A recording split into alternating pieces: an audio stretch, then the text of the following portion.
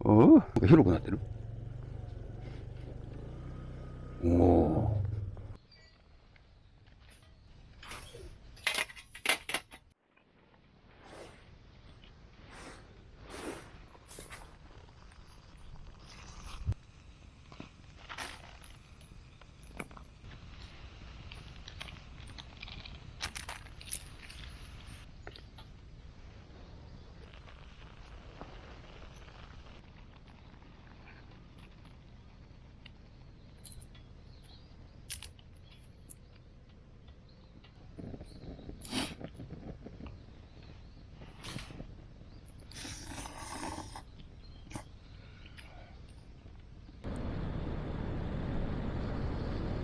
はい、こんにちは。ダディハートです。そうですね。やっぱりスクーター最高っすね。やっぱりね、荷物がね、乗るってこと、しょわなくてもいい分がね、だいぶあります。もうね、シートの下にも入りますし、それにほら、カゴの中にはですね、あれですね、タープと、水1.5リッターと、ペグと、トラロープじゃねえ。なので、このカゴに乗った分だけでも結構な重さありますよね。水が1.5ありますから。で、ペグもね、鉄ペグが何本か入ってるんで重いです。はい。いやいやいや、スクーター最高っすね。ね。今日はですね、あの、ラーツーデン上級者編ということでやりたいと思います。そうですね、気軽にできるっていうのもやってみて、まあ気軽じゃないけど、まあ、上級者編がこんなやり方もありますよと、ラーツーだけのためにみたいな、それちょっとやってみたいと思います。GO! どこまで行けるのかがよくわからない。でもそこで終わりっぽいっすね。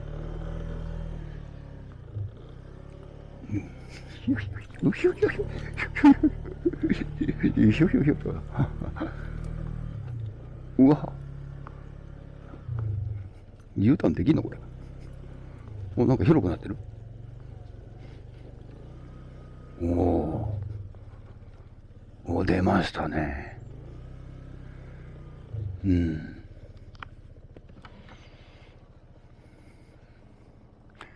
さあ、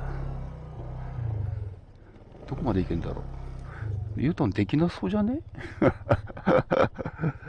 まあ、どうにかなるでしょう。うん。ちょっと開けたところあるといいですね。ガー。おう、